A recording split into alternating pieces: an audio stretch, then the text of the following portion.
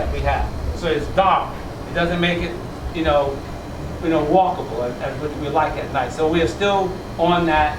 We have the board project that has lit around their facility, but we want to leverage that to light up street by street by street. The other thing is to clean up our alleys. We have to clean our alleys and add extra lighting. These are two things that will change the physical appearance of the area, lighting and cleaning up our alleys, so that it doesn't look like a jungle. Some parts, they look pretty rough. But and also we're working with cleaning up the trash, because that's what's important, that we have to show the area is clean. So we're working, that comes under the safety committee. Development, that's the big bailiwick. We have right now, as we're sitting here right now, we have $100 million in residential development going in the ground and coming out of the ground. I mean, that's, and we say that with such pride because we were here when people didn't want to be here. And we said this was coming, and now it's here. We are saying, okay, we have to embrace it, but we have to make sure it's development that we all benefit from the development. And that's what we're working on now. And we have one of the developers being represented here today, and he'll come in the next section to do that. But our development committee is a very powerful one, because it deals with a lot of stuff, and Dana is the chair of that committee. And then we have beautification. We want to beautify the community as well as do all these things. So that's another committee that we could have people to help us with getting resources and to implement and to maintain some things. And we're also looking at reestablishing our youth program that we once had, so we can have the youth participate in cleaning up the neighborhood and having things for them to do. So we're going to be working with that as well. So with those committees, that's where we're going. And just for a brief update that I want to bring to attention is the OSU African American Studies Extension Center. It's open. They have a new manager. We are working with them to get the community involved and engaged. And I was just informed by the manager that there's an event Monday, October 11th from 5:30 to 6:30. A Professor Ursula Payne to have a dance performance and discussion. So that's free to the public, and feel free to attend. I'm going to attend because the center used to be well attended with community involvement, and we were trying to get it back to that. It will be open from now until February. It will then be closed from February until June or July, and for renovations. And our director of construction, Bart Ridgel, has been working with them with designs. And just for just come in. We have some chairs around. Feel free to get a chair. Yes, and we have a process with that. And we have Leela Boykin, who is on the advisory committee for that, and she's right here. So if you have any questions, she can answer them. And if you would like to say anything, Ms. Boykin, you can. Ma'am? Yeah. You, thank you. Yeah. Thank you so much. Not only am I a member of the Extension Center Advisory Committee, but I'm also a commissioner on the Deary's Dairy Commission. So I have broad responsibilities in terms of things like safety and development that Willis has talked about to help ensure that things work to the benefit of everybody. The advisory committee will be meeting on October the 28th at the Extension Center from 6 to 7 p.m. If any of you have ideas about things that you want to see taught and happening in that Extension Center, please get them to Dr. Monica Stigler, is her name, at the Extension Center, before we have the meeting. I'm going to present two things that we had years ago. The first one is that we wanted the Extension Center to be a place where potential college students who are thinking about going to OSU get introduced to OSU, pros and cons. That has not happened. The second thing that I'm going to put forward is this. We have a community with lots of things going on that impact our lives on a daily basis. We do have a commitment from, we had a commitment from the last dean of the College of Arts and Sciences that they would utilize the resources of all the colleges at OSU to provide whatever kind of teaching and classes we want as a community to help move us forward. So if you have any ideas at all, please get them to the folks at the Extension Center. Would like to have a lot of stuff before our meeting on the 28th, but if not, you can just keep getting them to them. I've left my email address, so if any of you want my email address, you can send them to me. I'll get them over there. But we're going to work to make the Extension Center be an integral and beneficial part of our community. That's my goal. All right, thank you very much. And again, my name is Dana Masner. I'm the Vice President of the Bronzeville Neighborhood Association. And we need to clarify a little bit. The Bronzeville Neighborhood Association is a civic association. We were established back in '97 by Pastor Pinckney, 1997. We were reorganized in 2003. So we've been having meetings since '97. So we've been here for a long time. And we're happy for anybody interested in the neighborhood, including those of us that live here, to participate. And we're always willing and wanting to hear your concerns. Now, one of the things we have talked about for some time, the officers, is we need to have something that identifies us, a flag. So we have what we've come up with President Brown here. Can share that. Okay. But what we want to do is just let you know that this is where we can have further discussion on it. But we want people to to see where we're going and why. And then we have a couple of presentations coming shortly after that, which will be from our developer that's right here. So just to bring you up to date, we are very happy with the fact that we created something that represents the area and the flag and everything else that we embodied into the neighborhood. This is the mock-up of it, and I'll hold it. Okay.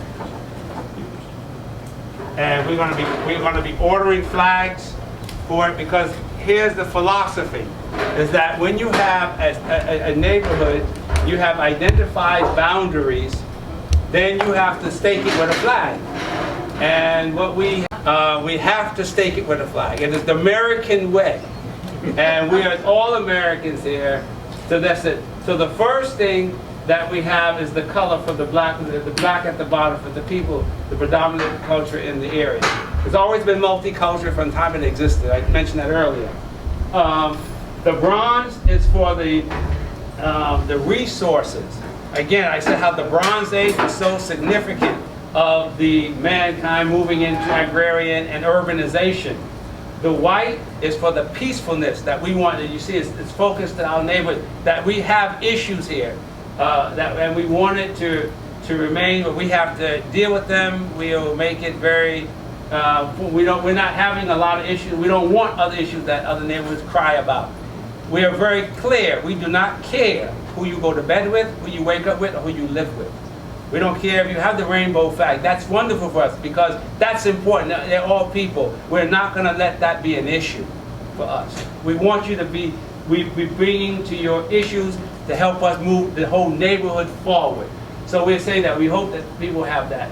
The green is for the resources that we have here, the land. We are fortunate that a lot of our churches have land. We are working currently with church development. We work heavily with Shiloh, who is now working with a developer, Kelly, to build an apartment building for affordable.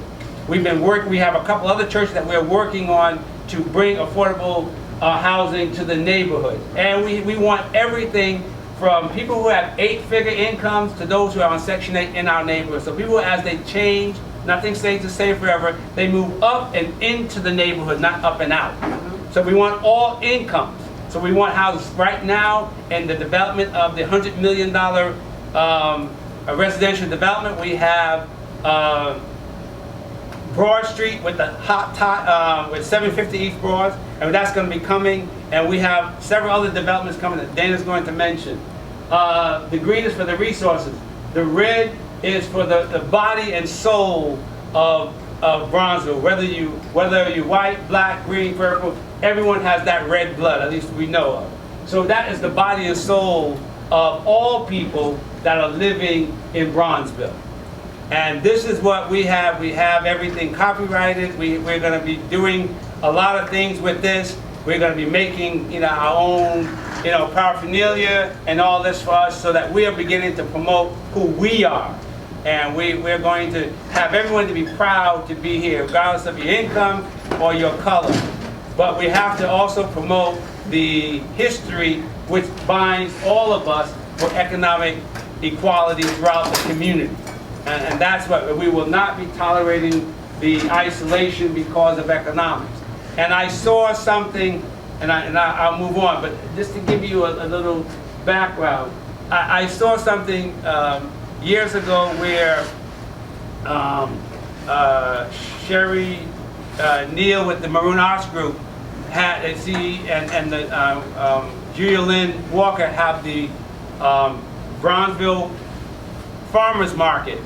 And the first year they had it, was wonderful. That same year, the people who lived across the street in the townhomes did not feel as if they were part of coming across the street.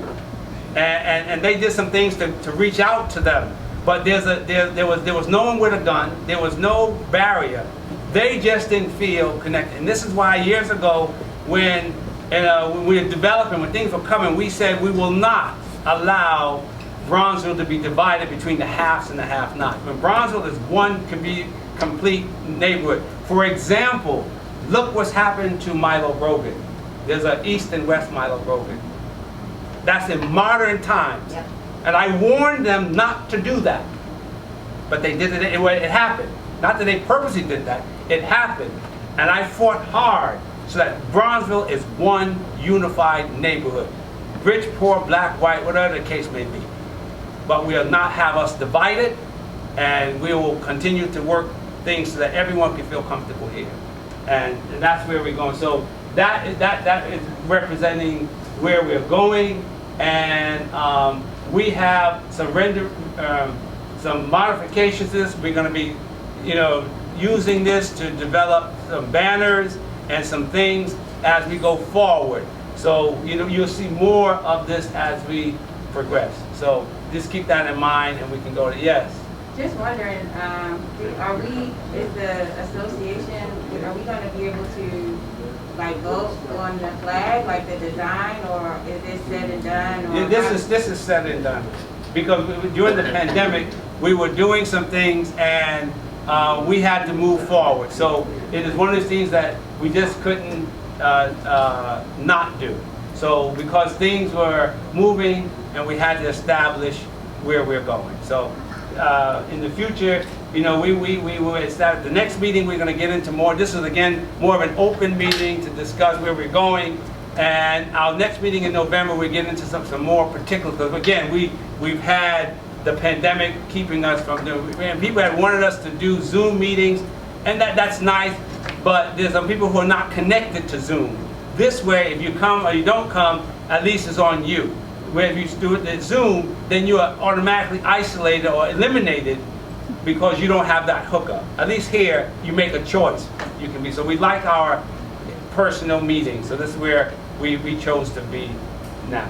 So with that, we will go to the development in Bronzeville, and we are truly blessed with development in this neighborhood. Those of us that have been here for several years, even 10 years ago, people didn't think development would come. People asked, do you think it's really going to come? 20 years ago, people were almost giving away property. They were racing to get out. Many of us pleaded with people to please stay. It will change. We now know what it is today. So, with all the development that has come, it is all predicated on a document that Willis, myself, Leah Boykin, and several other people participated in producing back in 2005, the Near East Area Plan.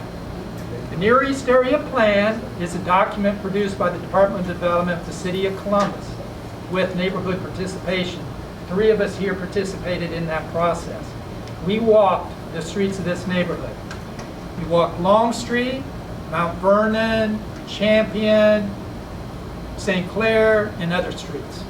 In doing that, we put together a package to put guardrails, kind of signposts and directions for development when it came, because the city knew it would come, we knew it would come, we had to be ready. If these things were not in place, the development that is here today would truly be anywhere and everywhere, and we would not have any control of it.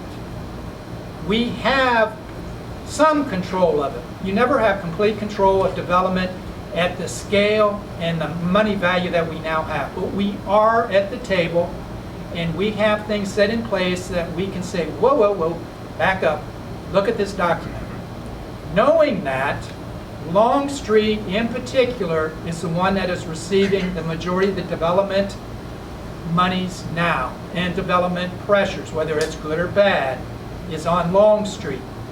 We made it clear, and the city also agreed, that development had to put back what we had lost. One of the things on Long Street is we wanted to have the frontage back up to the street. Now, everybody's familiar with Mount Vernon Plaza. That's the old days. That was what High Street used to be and the others, where they put the parking out on the front in the building back. But Long Street and Mount Vernon historically were never that way. Mount Vernon Plaza is out of sync. It's the only one, really, major development in this neighborhood that was built like it's a suburban setting. We are in the inner city. So in that document, it makes clear new development needs to go up to the sidewalk. That's why there at the Lincoln Theater, the new board project is built right there at the sidewalk, with parking behind, parking underneath. The other thing that we said is any development of any size needs to have commercial retail space. That's what we're getting. Now, it didn't say what kind of commercial retail or who it markets to. All that would be determined by time and place. So, see, that was almost 20 years ago. We didn't know what kind of businesses would be here today. So the new businesses will determine where they go, but they have a place in our neighborhood. The other thing was housing was very critical in this neighborhood. This neighborhood has always had a lot of housing, always had a variety of housing. We had a lot of single family, we had a lot of apartments, and on Long Street from downtown around 4th all the way out Long Street, way out to 17th where the Charles used to be, the Edna, Park Hotel, all these little buildings had a lot of single room apartments. Guess what? That's where a lot of single men lived and other people, single people lived. Guess who the major market for a lot of the housing being built now is? Singles, single rooms, single apartments. We are building back what we historically had since the 1880s. So that's why we're so excited by this development, because we're getting our streetscapes returned back to what they were. We're getting the kind of development we used to have. And when you combine those two things, the other exciting thing you get is business, restaurants, little shops, and people coming to the street for whatever reason.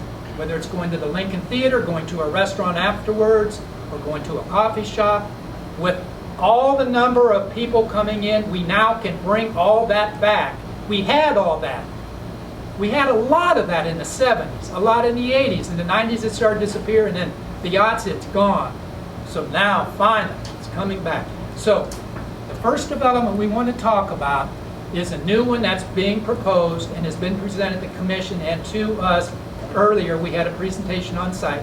That's the Alden, and we have a representative of that development here who would like to make a presentation. And you have any more? Sure. Yeah, you can open up yours.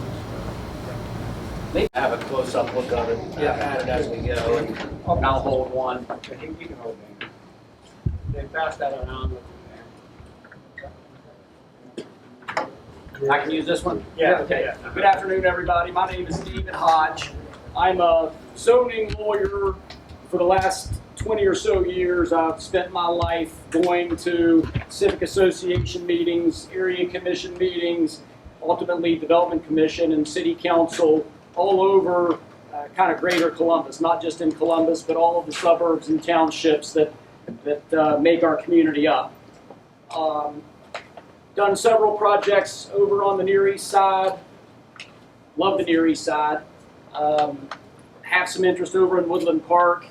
If any of you are familiar with the Yardley project over on Parsons Avenue, I was involved with that project. Kind of an interesting story there, Mr. Masoner, and that kind of picks up on something you said. The Yardley, if you know where it is, it's kind of across from where E.T. Paul used to be. It's on the east side of Parsons, south of Broad. When that project initially came forward with another developer, they were proposing 40 townhouses on that project. And folks over there got really angry, marched around the block and fussed. It ended up in a lawsuit. Those people couldn't go forward with the project. We then came in with it and we did the Yardley, which was moving it up to the street, having commercial on the first floor, apartment units above, and you know, not that everybody sat around and held hands and sang kumbaya about the project, but certainly the Near East Area Commission and ultimately the city approved it. And if you drive Parsons Avenue, which I'm sure most of you do, it is a really cool development.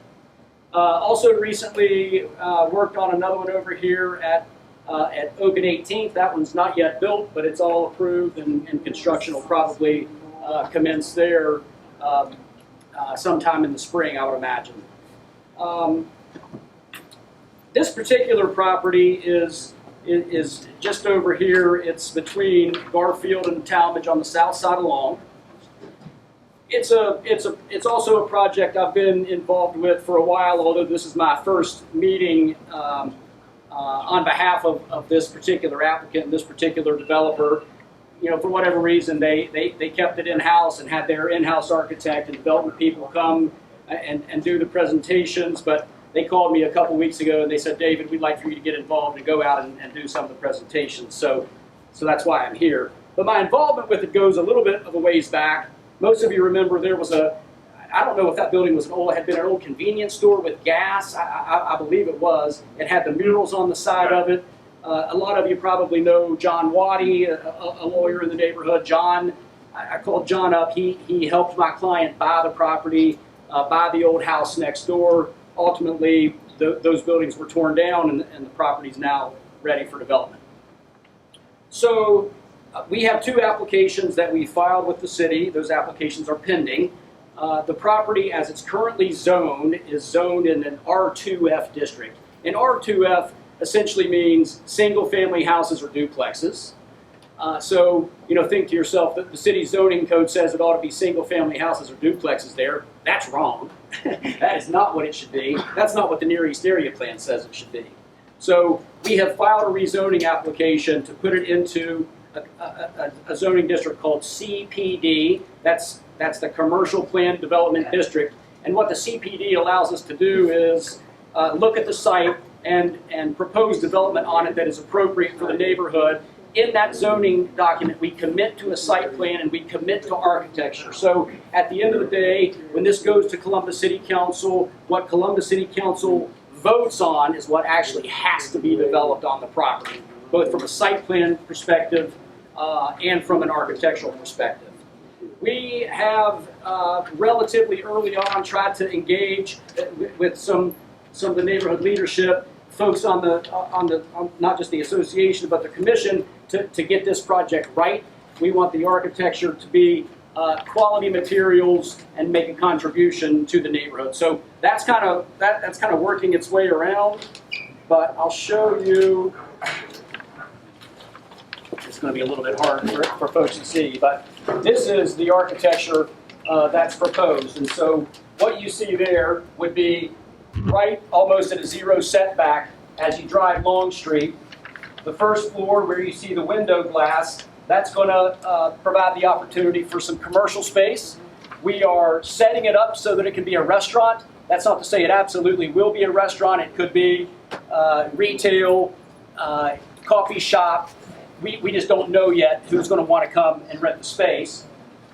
We also on the first floor have, like the Yardley, fitness and a kind of a lobby space for the residential interest, for the residential owners there. And then above that are apartments. So that's what's being proposed. We have, again, 2 applications pending, rezoning from R2F to CPD, and we have a council variance, which is strange, but we have to have a council variance to have the city give us permission to make the first floor a residential use and residential lobby. We also have a couple of first floor handicap accessible apartments in the project, which is another similar attribute to the Yardley over on Parsons Avenue. So I've thrown a lot at you fast.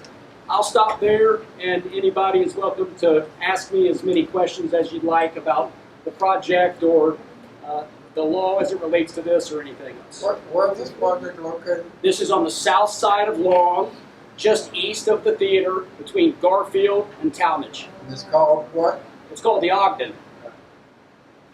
The project is going to be named the Ogden. What is the purpose of the rezoning? The purpose of the rezoning is the way it's currently zoned. It's in a classification called R2F, which is essentially for single-family residential houses or duplexes. And so the zoning as it's there today wouldn't allow the project we're proposing. So we're changing that to a commercial plan development district so that we can have first floor commercial uses with apartments above. And that's not unusual. Almost all development coming before the area commission has to be rezoned because they did that to control what kind of things came in the 80s, the 90s, and the odds. So now with the kind of developments coming in, they have to make those revisions. That's happening all over the inner city. I had a question.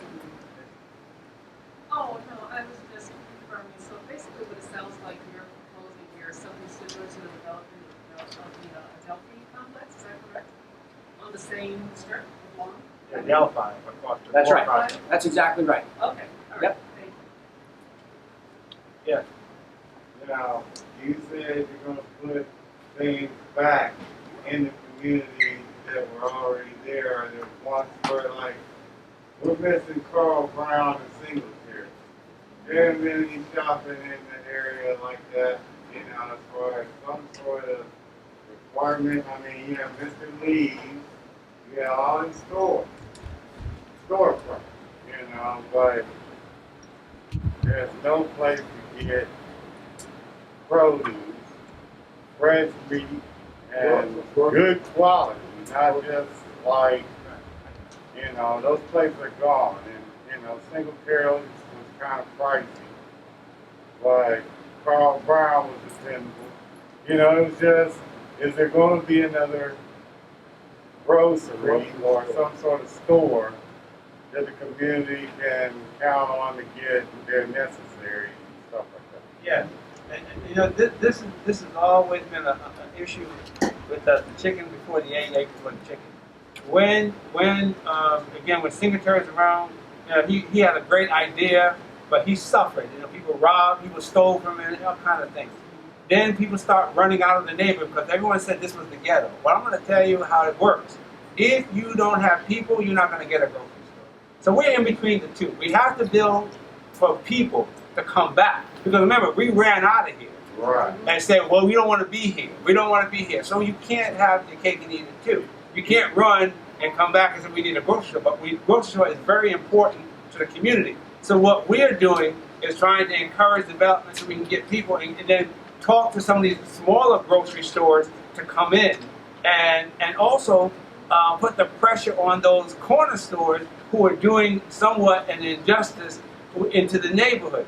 So that's our next phase now to keep working on the people and getting smaller grocery stores. There have been several conversations with smaller chains to come in, and but we also have to put pressure on the existing corner stores that are just really not doing the job. But you are absolutely correct. That is something that's on our front But burner. also, they lost the Save a lot over there on Main. So they're shut down now. Well, yeah, that's what I'm saying. That was a bad.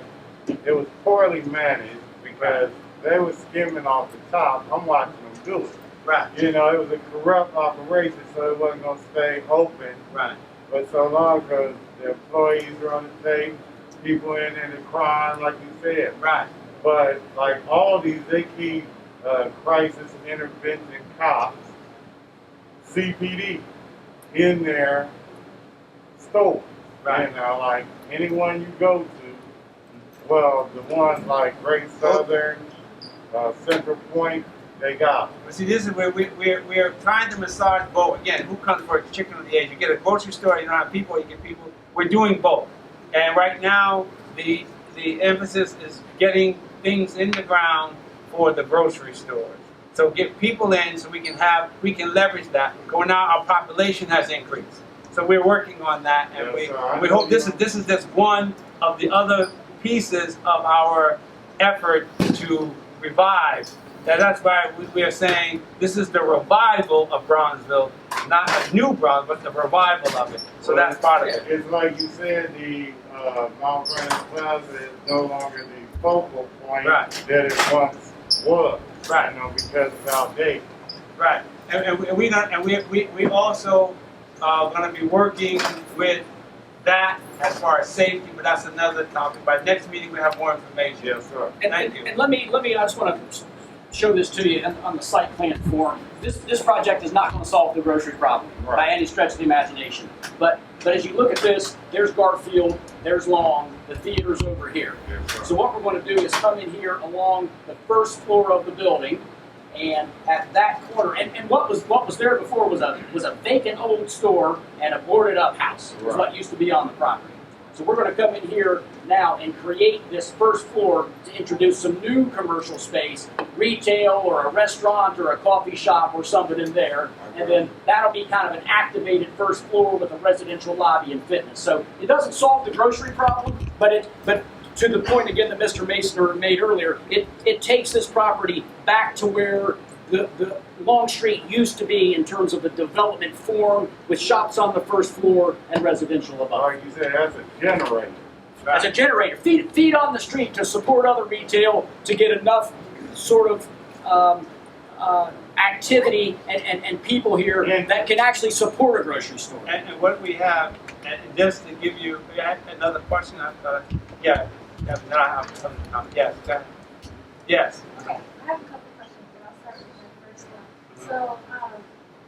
So is there any significance behind the name content, considering like this is a? Yeah. I'm gonna let Mr. Brown answer that question. That was my first Yeah. question.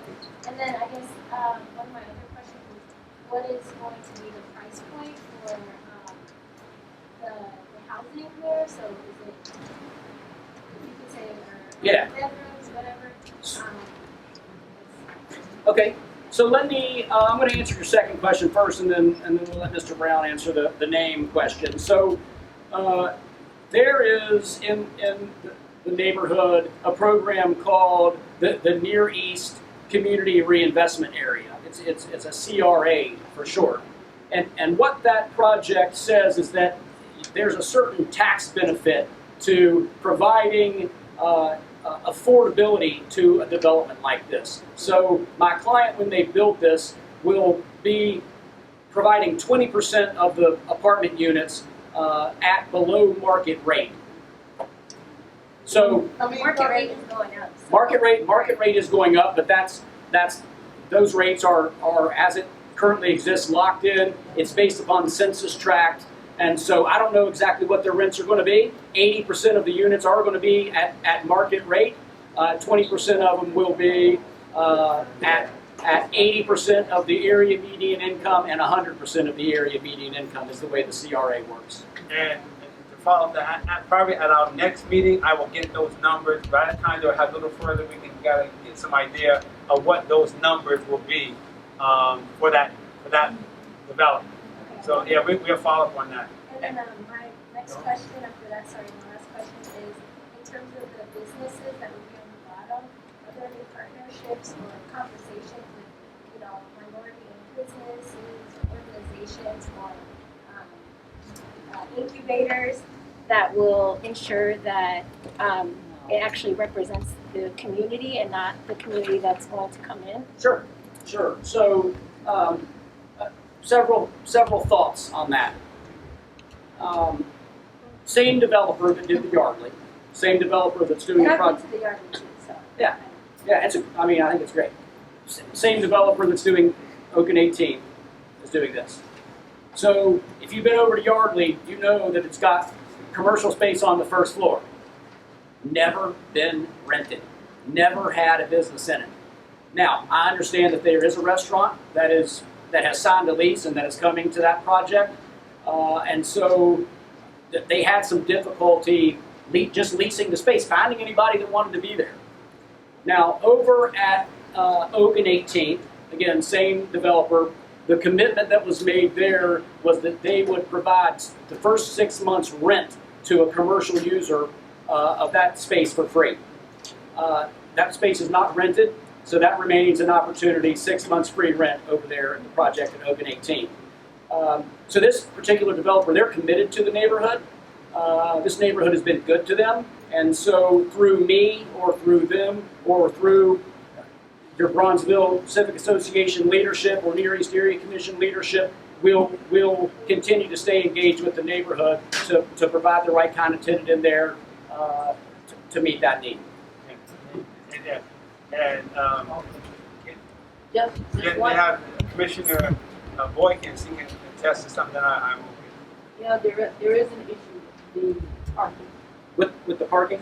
yes, that really needs to be addressed, to be honest. Okay. Okay, all right, that's a good message about the job. Now, what has set a precedence to answer that about minority entrepreneurs in there? The Adelphi, their whole project is now leased up.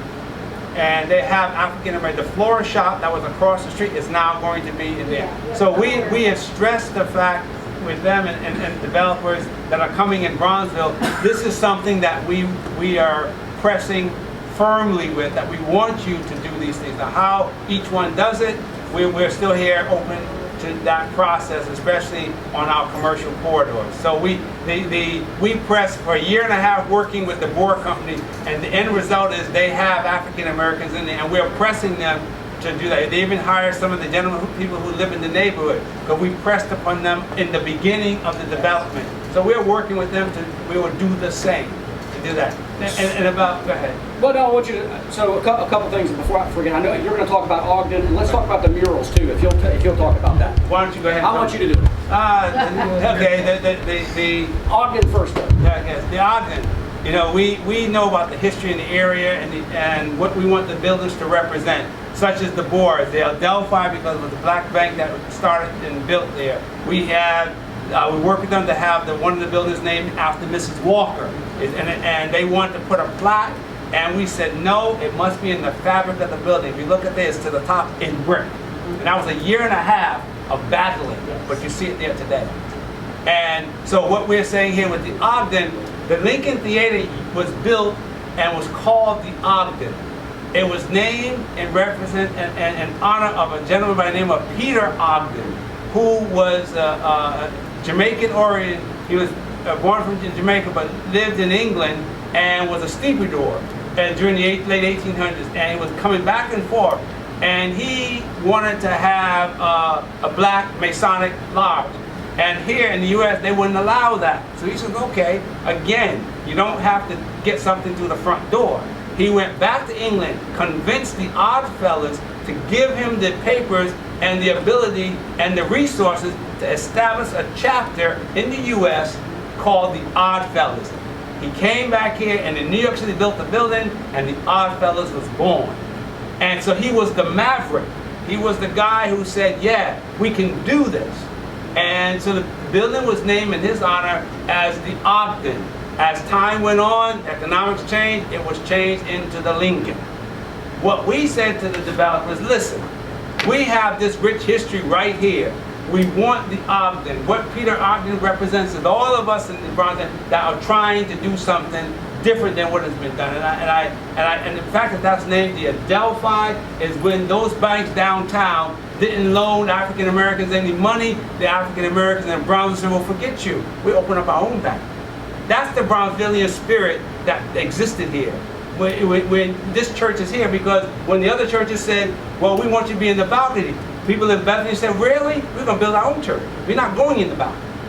So you see, that's the Bronzevillian spirit that existed here all along.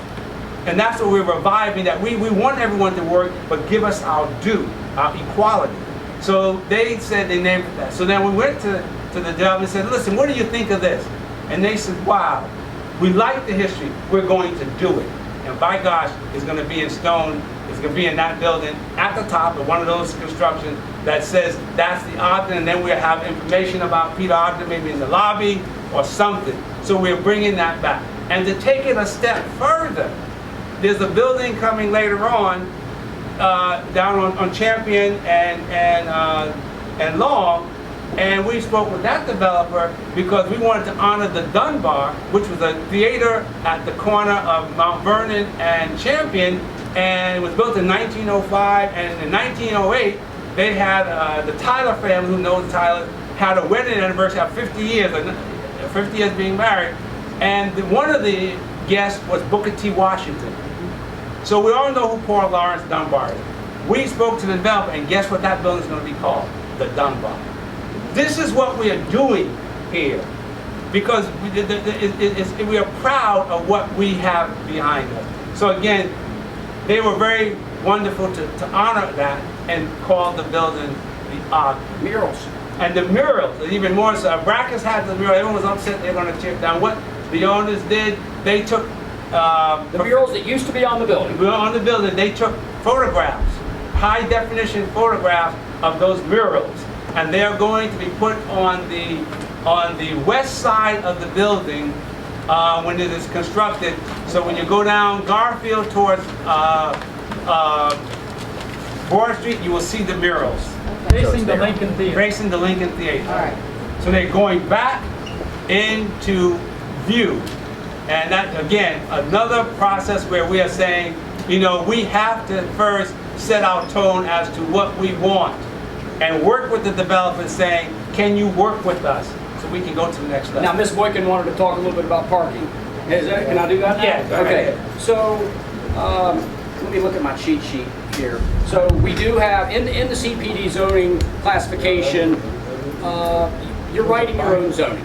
And so we are allowed to write things into that zoning that doesn't strictly comply with the underlying commercial zoning classification requirements. So with reference to the parking, based upon the number of apartment units and making an assumption that the first floor space is going to be restaurant, which we don't know whether or not it will, but we want to get this approved assuming sort of the worst case scenario in terms of parking. The zoning code would require 114 parking spaces, and the Ogden is proposing to provide 81 parking spaces. So one of the things that the city requires nowadays when you're requesting a parking reduction is that you go out and commission a parking study. My client has worked through that process. That parking study has been submitted to the parking czar at the city. They've reviewed that, and the city is supportive of that level of parking reduction here at the Ogden. That's the parking story. Now, there's one other piece of the parking it's not really parking related, but it's building access related. There's been much discussion at earlier meetings about how the parking lot is going to be accessed from the street system. Since the last meeting, we have a bit of an update. The city has agreed to let both the in and out be totally from Garfield. So the building will only be accessed in and out from Garfield, a little south of Long.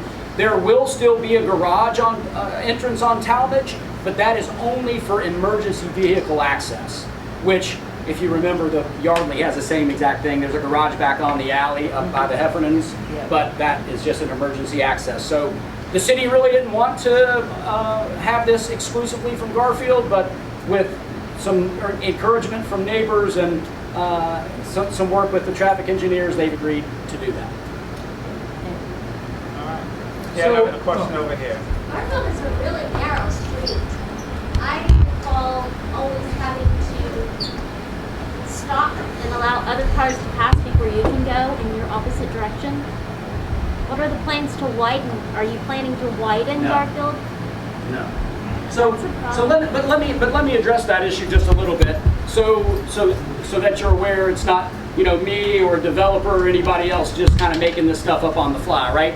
When you submit an application like this, it goes into the city's administrative process, and every agency in the city reviews it: planning, zoning, sewers and drains, and the traffic engineers. So the traffic engineers are reviewing this, and our traffic engineers are reviewing it, and where we are today is that they believe that access there on the east side of Garfield is adequate to serve the building and won't be an excessive intrusion on north and south traffic there at Garfield. How Yes. many stories is that building and how many apartment units are going in? So let me show you on the elevation. This is similar again to, yeah. So if you can see it there, it's similar to the Yardley, where you see the faded area that you're looking at there. Those are townhouse units that step back off. So that's faded there because it's not really going to be visible from the street. So we have 4-story building along the street with the bump up 5th story for the interior townhouse units. Three stories with 4 at the highest. Correct, Just sorry. 4 is the highest. Yep. And it's 4 because the Lincoln Theater, highest part of its building, it can meet that, which is what it is meeting. So, Yeah, you know, 70, it is going to be 72 units, I think is what it is. 72, yeah. so We know that 70 units are on there. We know the parking is. We have no idea what the price of. Yeah. So with 80% of the units, they're gonna try to get market rent. And so market rent is going to evolve over time. What market rent is today is not what market rent is in 2 years, nor is what market rent today going to be what it is 2 years from now when the building goes up. 20% of that. 20% of it is going to be below market, but 80% is going to be market. Can you give the community a ballpark figure on what the price point is? Sure. What is the price point in this area of market rate, and 20% of available economic. Yeah. Give them that figure. That's what they're trying. Don't Absolutely. bamboozle them, because people don't want to be bamboozled. Oh yeah, I'm not, and I'm. Give them Yes, sir. what the Yes, sir. rate will be for those apartments. Yes, sir. And I'm not a bamboozler. What I'm telling you is I haven't read their pro forma. I'm their zoning lawyer, but I think a first floor unit over at the Yardley, a 1-bedroom unit over at the Yardley is about $900. 20% of available units set aside for income in this neighborhood would be approximately 20%. You know what the rate that people make in this area. If you're going to set aside 20%, 20 times what? 7? 2 times 7? Yeah, I honestly don't know what the 20% of the units would be leased So for. 20% of a. Okay, what we can do, Calvin, I hear you. What I would do. You're not answering the people's questions. Yeah, I understand. And what we can do is to get that connected. But as with the board project, their rental for their single family is about $700, and it goes up from there. So to answer the question about those 20%, it will range anywhere from $7 to $9 to $900 for a 1 bedroom. for a one bedroom around that area, yes. So I can get more specific, you know, at the next meeting, but just a ballpark. Brian Yeah. has been Yeah. wanting to ask a question. Is that tax abatement or income based or? It is, so do you mean eligibility for those units? It's income based. Income based? 30% are based on income. Just use a yard marker, Okay. 30% of what I have you two make. questions. Yeah, go ahead. First question is, what are the boundaries of Bronzeville? And two, as far as the 20%, is there going to be anything for like people that live in the neighborhood to actually rent out this space, or this space is only for people that have a lot of money, like to start businesses?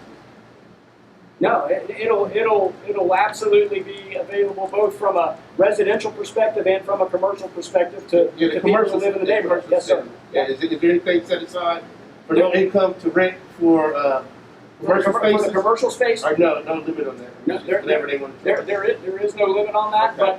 but just like they did over at the Open 18 project, it's my expectation that they're willing to commit to give somebody the opportunity to have the first 6 months rent free in that commercial space.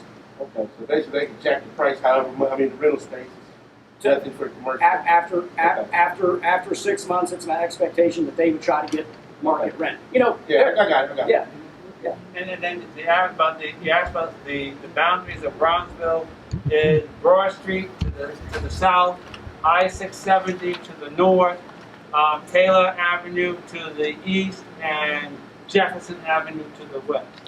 It's about 1 square mile. Okay. Yeah. Yes. First, I want to thank everyone. Appreciate the information. Talking to me.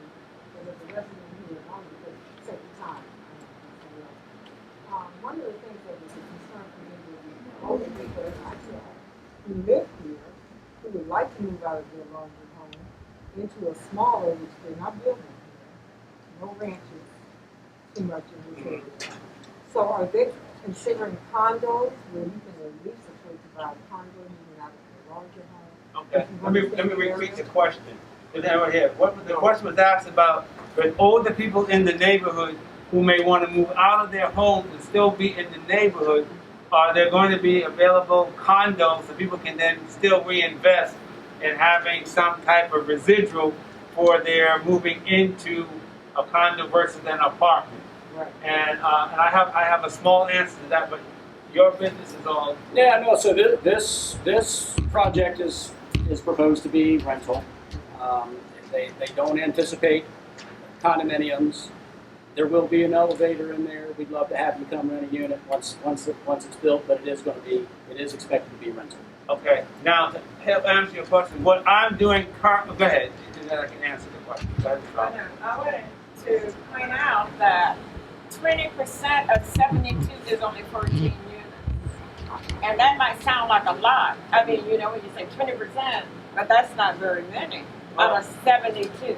Oh yeah, and so what we have to do, if that's available, then this is where we as the Bronzeville Neighborhood Association can talk to them and start to work and see what their economics are to add more units based on what the demands are. Because we can say right now, the board has set the stage, and there's a lot of African Americans in the Adelphi, and you're right, maybe they have a little bit more, maybe they encourage more, depending.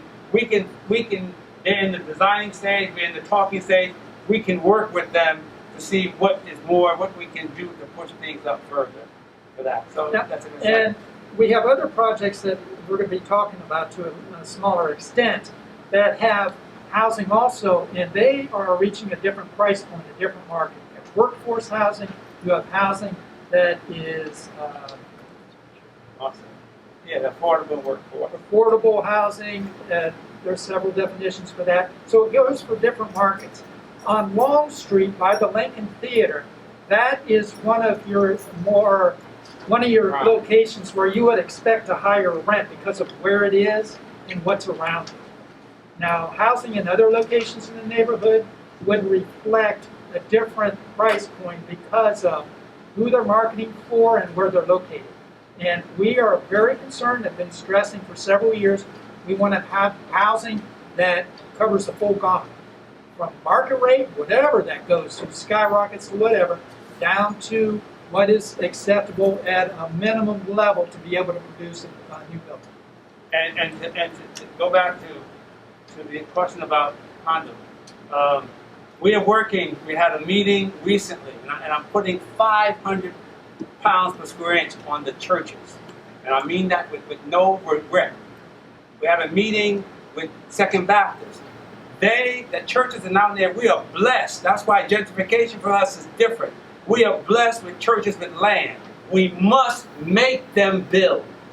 They have the land that they can leverage to build the condos for you. And I spoke to Pastor Washington, and we're in dialogue now about doing just what you're saying. He has members that live outside the area that want to give up those big houses to live here. So this is in the conversation. But I'm telling you, we are putting the pressure. We worked with Shiloh. They were the first out the box. We're working even with this church here. We're working with Second, and we're going to get all of them. They all have to build. You cannot continue to have blocks and blocks of green grass. Not when people need, and they can afford to build because their lands are different. So yes, so the pressure, if you're going to your churches, please tell your pastors that they must contact us. If they're in Bronzeville, we're going to be knocking on their door. We already knocked on a few, but we have to get the formula to get them to build. And they're becoming, after seeing Shiloh, they are now saying, and they're calling me to say, yeah, we want to do this, but we don't want them to lose their land. We just want them to leverage it the American way to benefit in the economic return. Yes? I don't want to take you off your agenda, so I appreciate your answer. But the older generation don't want to build. If you're going to build wealth, you need to own it. Well, this is where... So if I'm going to roll over the equity in my home, I'd like to roll it over into the community. It's another form of equity for the next generation to build. Let me say a couple things about that. There are some older people that want to continue to own. There are also older people that are selling their houses and are choosing to rent. And one of the great things about what's been happening lately, in my opinion, is that you are seeing in some ways, a total and complete revitalization of the neighborhood. You are seeing the private sector come in where you heard Mr. Brown and Mr. Mason say earlier that there was a time when nobody would come over here and invest diddly squat and people were almost giving their ground away. You got people over here now investing hundreds of millions of dollars into revitalization of the neighborhood, and I'll guarantee you that's good for your property value. And if you've owned over here for 20 years, I'd love to see what you bought for and what you're able to sell for, and prices are going to continue to escalate because your neighborhood is absolutely a rising tide, and all ships rise with the tide. Now, there's one more thing I want to say, and I'm going to sit down and stop. This property that I'm on here this afternoon, when my client came in and bought it, it had a vacant commercial structure on it that was boarded up and falling over. I sat and watched the front of it topple over into the parking lot. It had a boarded up house over on the east side of it. My client has come in, they have cleaned that out, they have seeded that. They're now proposing to come in here and spend in the neighborhood of $20 million to do a project that is consistent with the history of the neighborhood from a development pattern perspective, from an architectural perspective, and from a historical perspective in terms of what they're willing to name it and to put those murals on there. I think we're doing a great thing. I appreciate the opportunity to be here this afternoon. I'll sit down and stop, and I hope that this project that I'm on is one that the neighborhood can see fit to support ultimately. And let me just, I want to get back to you just 1 second. When we talk about the ownership, and this is important, and speaking with Second Baptist, this is one of the things but they have a lot of land. So we're saying they can do one section where it's condos and one section that can be rent. So this is where it's saying we're pressing that with the churches that have the lot of land. They can do a combination of rent and condo. And that's definitely on the agenda for conversation. Yes. So real quick, the mural that we're talking about, I just want to name the artist. His name is Jeffrey Abraxas. We're talking about his artwork. He's no longer living. So Right. if you're not familiar with the artwork that was there, that is being restored, his name is Jeffrey Abraxas. I think that's important to know. He had murals all around the neighborhood. Secondly, I was a few minutes late. I apologize for that. but I was wondering who the officers were for the neighborhood association, and then how often do those positions cycle out? When you say we, is that all of us in the room who come to these meetings, or is that just you and Dana and whoever else? So I just want to know who's Let me tell you at what, the let table. me help you with that. Right now, this is open. Next month, we're going to have more details. What we have are a setup for voting members and non-voting members. And there's criteria for voting members and there's criteria for non-voting members. We would explain those next month and lay that out so people know what they can do.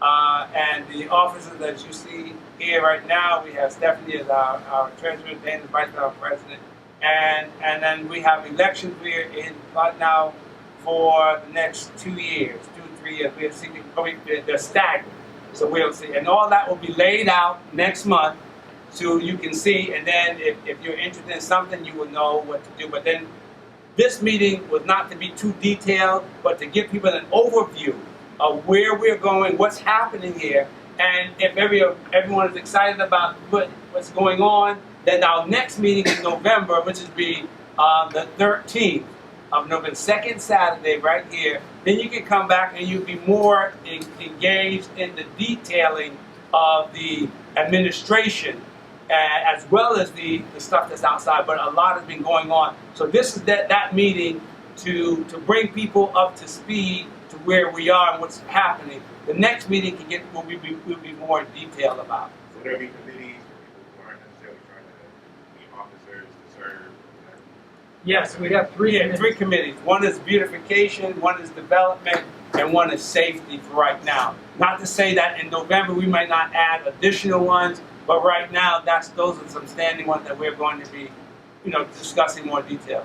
So I just want to thank you for that, Mr. Brown. So I just want to make sure that I'm understanding. So what you just detailed about your elections and all that, is that all explained in your bylaws? Can we get a copy of that to be familiar before the next meeting? In the next meeting in November, we will have available bylaws in November. So we can't get them before to be prepared for the meeting? Like we all signed and put our email address. Can we get that before the meeting? So that we can be prepared? If you give us the thing, we can get you a copy of that. That's what you want, no problem. Well, I don't think I'm the only one. I just asked. No, listen. We don't play with our bylaws. If you want them, and other people, I'm sure you're not the only one. All I'm letting you know is that anyone that needs a copy of our bylaws, please, you can let us know by signing or saying that you want, and you'll be happy to have a copy of the bylaws. That's not a problem. I'm sure you're not the only one. Okay, yeah, thank you. You're welcome. Yes, Barb. I just had a question with regard to the churches. We've asked everyone to encourage their churches to participate in the development of the Bronzeville neighborhood. And what I wanted to make sure I understand correctly, and everyone else does, is that the churches maintain ownership of the land itself. Is that correct? Yes. So the churches maintain possession of the land. It stays in the church's hands. It's just developed to benefit its congregants and the neighborhood in general. If they choose to continue ownership, yes, there's various economic models they can follow. It can be a partnership, they can be sole owner, they can sell it off. There's different ways they can go. Right. But the ownership is important, for the churches, and I think people need to understand that we're not asking people to go and ask their pastors to sell off their land. No. We want them to maintain the rights of their land. Right. Just go to develop it and not have it sit vacant. Exactly. That's what we want. Yeah. Yes. I just want to say, having grown up in this area, right on Eastwood, I know about the Lincoln area, I know that people that have been living here, they don't want to be priced out. And it's happening all over. I lived in California, things are so high, they can put you out. But I hope that we put a limit on what people pay for rent and what they pay to buy buildings. But I would like to say this, just real quick. I was so disappointed and brokenhearted. One time I was going down Mount Vernon, and I saw a for sale sign in front of the King House complex, and I said, what? Anyway, I looked it up. Anyway, they were selling a portion of it. And then I heard that 3 people, 3 groups, OSU and some other people were gonna try to get it. But I'd like to applaud, I heard and I found out the Maroon group from the all right, can you guys, can you just tell a little bit about, I mean, is that? Well, I think that for something like that, we can have them prepare something for next week. They want to say something, they can. I don't know. Well, I'm so proud. Sherry, do you want to say something? I yield to Marcia. Okay, Mark's going to say a quick thing, then we can go forward. Thank you. We working on it. We're gonna need all the support we can get from the community. We didn't want to see that go to apartments. We want, so we want to work to maintain the integrity of that space and the history there. So, you'll have more questions, and I'm happy to answer what we can right now. I have a question. Do you all have meetings and bylaws and stuff too? We do. Do you share those also? You can. Okay, great. All right, we're going to move forward. We're going to get one more question, Calvin. Well, the extension center, I want to know a little bit about the extension center. Oh, the extension center, Commissioner Boyd. Yeah. So it's not the same. Once we have the first meeting, which is October the 28th, with the new manager, then I'll have more information to share. But this will be her first meeting with the Community Advisory Committee. And so at that point, I'm gonna take the time to get the lay of the land, find out what her direction is, if her sense of direction is compatible with what the community has in mind for itself. Because we have a lot of people who come in who think they know what's best for us and overlook having conversations with us. So I'm going to push for having focus groups with community people to come in and tell her, this is what we want. This is how I want you to be connected to the Maroon Arts Group in behalf of this community. This is how we see you being connected to PAC, that is one of the developers in the neighborhood. This is how we need you to be connected with OSU East Hospital, okay? And for those of us who might be licensed social workers, why can't we have continuing education classes taught right there? So when you start to think about the contributions they can make that would be beneficial to us, we're looking long range into the future. So after October 28th, and hopefully if you have some time on your November agenda, I will bring the first thoughts and ideas that we discussed. Okay, thank you very much. And back to development in this area, and I'll just kind of go through it. And it won't be an elaborate discussion because this is a project that's new and being presented. Thank you very much. So we have numerous units that are coming online very quickly, several that are coming out of the ground, several like the Ogden, which are being proposed and have not yet received their approvals from the commission and the city. So it's different processes.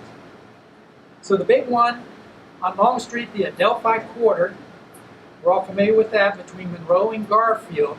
The majority of those apartments are rented. There are some available.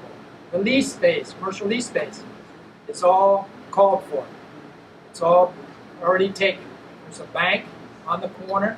There's a yoga. There's a juice bar kind of place, and there's a Batista flower shop moving across the street from the Teresa building. So that project is curious because they debated about putting any commercial retail in that space. But several of us said, no, on the commission and with the Bronzeville Neighborhood Association, this street has always had commercial retail with residential. You had to put it in. Now they realized they could have put more in. It would have been taken. So that's a good thing. The other development we have, which everybody sees coming out of the ground, which will be opened, I believe, in January, is the Frisbee. That's at on Broad Street, 750, beside Broad Street Presbyterian, between Garfield and Hamilton. Now that is market rate. Anything on Broad Street on the east side is going to be market rate. So that should not be a surprise to anybody. So that meets that niche. That is an important part of any vibrant neighborhood. and it has the parking contained on site. It meets all those requirements. There's no commercial. It's all retail. And It's all residential. yeah, there's no retail. It's all residential. So like I said, that's coming in January. Then we have the Broad Street new bridge that's going across, which is gorgeous if you've seen it. It's going to be wide like Long Street, and it should be available sometime next year. And that's moving along. They're working incredible hours on that. And I believe it's going to have landscaping on it, trees like they did with Long Street, and the corridor with 71 going below it. And then we have the Ogden that we discussed, which has not yet have a timeline. There is no to break ground date yet. So Calvin, that's why they can't tell you price points, because they don't know where in the time schedule what the market will be at that time on that project. And then we have the Dunbar, which has gone before the commission, and I believe through the city. It has its approvals. That's 17 units, and it's going to be right there beside Uncle Dave's, just before you hit Champion on the north side of Long Street. And it's 3 stories, 14 units. 14 units. 17 units. It's going to have a small commercial retail space on the bottom that could be a coffee shop, donut shop, or some other commercial retail. And that's, again, we had an on-site hearing there several months ago, and we stressed that there's always been a commercial retail at that location. You've got to put some commercial retail space in it. And they agreed. They took out some of the residential to push that commercial retail so they could keep what is the trait of Long Street, commercial retail intermixed with residential. They go together. They're not separated.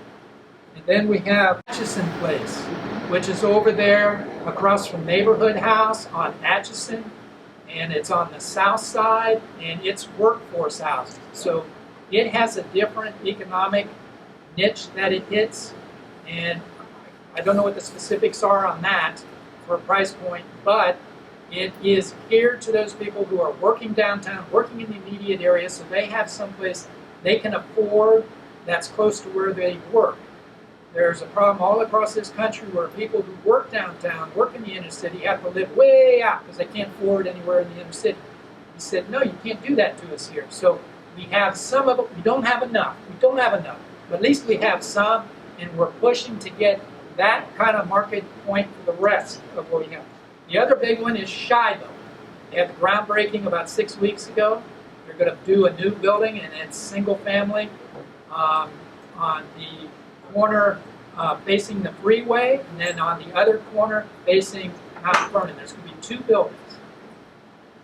And then we have the market rate housing. It's a nice building. They're building on Gay Street between 17th and 18th, which has just started to break ground. So those are some of the things that we have, and there's many more, which we'll talk about next month. It's an exciting time to be in this neighborhood. There hasn't been this kind of construction in this neighborhood since 1920s, 1930s, when all these churches and much of Long Street was built. And also the apartments in Atchison are going to be 1, 2, and 3 bedroom apartments. And also about the Frisbee. When he first started, we worked with him as a commissioner, and we wanted to emphasize that we must deal with the artists, the local artists, and we spent a lot of time with that. And I want to say that we are very proud that the Maroon Arts Group has 3 floors that they're going to provide art, because we made it a point that we wanted them to have local art. We were going to be working with them, and they kind of contacted the Maroon Arts Group or however, and now they have 3 floors that they're going to put art in. And we, again, you open the door. You can't be everywhere, but you open the door that other people can then benefit. So we are very happy that the Maroon Arts Group they have not just 1 or 2 pieces, but they're going to have 3, 4. They're going to be putting artwork in Frisbee at Broad Street at our southern boundary, which is really a high-end market. Their artists and their people who they represent will have their pieces in there.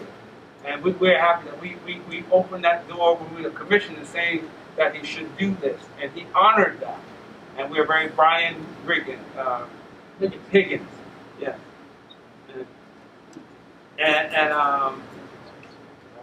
Yeah. So again, I mean, we just wanted this to be an overview as to where we are and what we've been doing. Now we have one other presentation that we just want to hold tight, and we're going to conclude here in about 5-10 minutes. We have Bethany is embarking on a project that is going to provide some meals for Thanksgiving for people in the neighborhood, and we have a Tuskegee Airman, and we have our chef Keith Walker, who feeds the people every Saturday. They haven't missed a Saturday in 16 years, and they need a round of applause for Bethany to do that. And the only thing that they ask for is for people to volunteer on some Saturday. So if you want to do that once a month, please sign up. But John is one of our Tuskegee Airmen, a retired pilot from the commercial airlines. He's flown everything except a boxcar. But anyway, he's flown many planes and retired, and he's interested in doing something else. So he's going to give you a little summary of what they want, what they need, and we'll go from there. Well, I won't keep you long, and I really wasn't initially wasn't going to say anything, but he said, okay, we got to say something. First of all, I'd like to welcome everybody on behalf of our pastor, Edward Lewis, for joining us here. Bethany Presbyterian Church has been a part of this area for over 103 years. This building is 100 years old. And so we, in essence, welcome you, and we are embracing the whole concept of community. And that's what we really want to put back. It's a celebration of it, as Willis Brown said, the celebration of the spirit of community. And we're constantly talking about the way it was, but the reality is that we're not going to go back. We're not even looking at going back. Basically, we want to take the lessons that has happened that our parents have dealt with and our ancestors have dealt with, and move that information, the positive information, move it forward into the future. We're not looking at trying to make it what it was in 1921, because if any of us lived back there in 1921, you're not going back there. But what you want to do is take that spirit that was here, put that spirit back into this community and move forward. And that's what we're looking at doing. So again, welcome you to Bethany, but let's deal with a couple of things that I'm actually here to deal with. They said Tuskegee Airman. I'm not a Tuskegee Airman. I'm the son of a Tuskegee Airman. I'm the president of the Ohio Memorial Chapter of Tuskegee Airmen. And what Bethany Presbyterian Lunch Program and Tuskegee Airmen and various other avenues have said, well, we'd like to, again, move that spirit, and we're looking at giving away about 200 turkeys on November the 15th. Is that right? Okay. November the 15th, and we're going to need these people to help us with that concept. So we're going to try to get a sign up and to help with that aspect of it, and basically give away food. And we're not just giving away food just to feed people. We want to celebrate this community and give people, and especially, I know I'm preaching to the choir, okay, because you're here, you're concerned about your community. So basically what we want to do is ask each and every one of you to tell a friend and say, hey, look, on November the 15th, we are going to be giving away roughly about 200 turkeys and the food and fixings and everything that's associated with it. If you want to help, come. If you just want the turkey, come, but make sure you come, okay? And again, we're celebrating this community in the spirit of this community. Now, the young lady that was here, she left, and I wanted to grab her and say, wait a minute, hold off a little bit, is the issue she was talking about. What do I need to do in coming back into that community, into this community? I grew up in this community. Many of us have grown up in this community. And what a lot of us did was fled and basically got away from it. But the reality is you do want to come back to this community. And the community is growing. It's doing wonderful things. What would stop you from coming back in this community? And one of the biggest things that comes up is safety. safety. You want to be able to you want to be able to walk the streets. We talked about lights. We talked about a lot of different other things that help with the safety. We're still in the 21st century, folks, and there's things that we can do for our own safety, and I would like for us as a community to start using those resources. Now, I have Marty Sutton over here that has an app called U-Stop, and many of our kids today think that, hey, in order for us to be safe, we got to go out and buy a gun. We want to get away from that. We want to get totally away from that, and we want to start using this app. And I'm not going to take up too much time. I won't even have Marty come up. But basically, we have this app that we would like to get out to people for free in this community. Start using it and see what it does. Well, I should say, Marty, give me about 1 minute or 2 minutes of things that this app is capable of doing. That's quick. Yeah, do it quick. I would, I'm sorry. What I did, I created an app that actually started for anti-bullying in schools because I had a program in Columbus City schools. I asked everything that was going on in the schools, and I said, how can I keep these kids safe? It was supposed to come out in March in Columbus City schools last year, but COVID hit, so what I did, I expounded on it and made it a safety app. I've spoken to different entities in government. It's coming. What I wanted to do with them, and I spoke to John, and I've known John for a while now, was put it in this community first. Will it work? I know it will work. I actually brought my brother here, Will, to give you some examples real quick of how it will work in different situations and keep the whole community safe. How you guys doing? I'm going to take too much of you guys' time. My name is Will Carter. I played in the NBA. I've been all over the world as far as basketball professional, to come back to inner city. I'm from Indianapolis, Indiana. I came here to Columbus. I have my own program in inner city. When he was talking about Atchison, I used to have a group called Atchison Crew at the time. Actually, we did a lot of development at the time. But my brother came up with this app. And this app, for the safety of the community, we thought was the best thing in the world, based on the fact of, he gave me examples of people not feeling safe, okay? So the first thing is, you guys are built in the community. Okay, the first thing about the community is, everybody wants to be safe. This app right here is a free download. This app actually keeps everybody connected to everybody. So like, for instance, a mother going home, hey girl, I gotta work late tonight. Okay, I worry about Lamar. Well, Lamar actually has a staff member that actually for the school that actually walks kids across the street, right? That staff member will have the actual phone, the app that can tell, oh, you know what, girl, it's okay. Well, I'll be able to walk Lamar across the street so he can get home safely. And that way everybody's connected, so everybody can always know what's going on. And I know the first thing you worry about in the city, you worry about people snitching, etc. There are people out there that actually want things done right in the community. It's not about snitching, it's about what's right or wrong. Everybody in here got a cell phone. Am I right or wrong? Everybody does. My grandmother, Lord rest her soul, died in '99 the other day. She had a cell phone. She was showing me that. So it's one of those things we can all be connected and just help the community. It's all about coming together as a community and creating a coalition. Every reporting that you do, from video, audio, pictures, is anonymous. But it's about forming that coalition. Whoever's on that coalition gets those pictures, video, and audio, and that's it. You, as a group, a community, can decide, this is what needs help over here. These kids over here on this street. Everything is seen immediately. It's fast. Everything is immediate. That coalition can help your community grow and become stronger. That's the whole idea. So what we can do in our next meeting, we can have you come and give a demonstration in November. Sounds good. One thing I love about the coalition, like I said, is the togetherness. That's what the community's for. Even back in our days when we was talking about, that's what's about everybody coming together and recognize what's going on and reporting it before we get to police. Let's report to the neighborhood first. Maybe a police our own.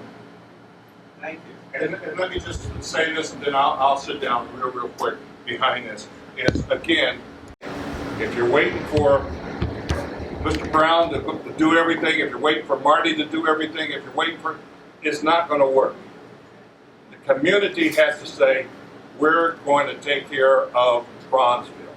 You take care of Bronzeville like they did back in the 20s, this place is going to explode with goodness. So that's all I have to say. Yeah. I just want to say 2 things. The day you got planned for assistance, in the community. She has the Roots Gallery with all the African statues. She was black farmer for 20 years, and she does my hair. And another people are interested. This is Dr. E, a professor at OSU who has the Girls Fest, and she's been doing it and has after school, and she's always been involved. So, And this is what we want to do. And again, next week we have a little bit more details and some other things. But yeah, we're going to stress the holistic approach to this Bronzeville neighborhood. So it's for everyone. We have many talents and skills here, and we're going to go forward with that. And again, I want to thank everyone for coming out and being here. And we were going to, if you want the copy of the bylaws electronically, we need to get a list of those individuals. Can you see Stephanie right here and give your email to Stephanie, our treasurer? She'd be happy to take your information, and we'll get that out to you.